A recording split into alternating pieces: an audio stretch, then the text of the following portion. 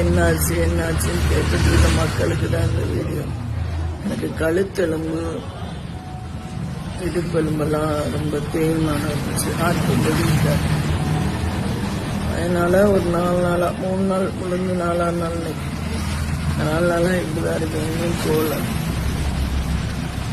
வயசான பாட்டிங்கெல்லாம் daily phone பண்ணி சாப்பாடு வரலன்னு சொல்றாரு. கை கால் தெம்பு இருக்கவங்க சாப்பாடு கொடுத்தா ஓடி போய் சாப்பாடு வாங்கிடுவாங்க.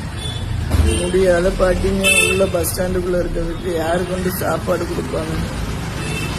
பசியோடு இருக்க டெய்லி அழுதாங்க. என்னானாலும் பரவாயில்ல போய் பார்த்துடணும் முடிவு பண்ணிட்டேன். எனக்கு இது கல்லு மாதிரி இருக்க பிடிக்கல. எல்லாரும் என்ன திட்டுதான் செய்யும். எனக்கு ஒரு வழி தெரியல,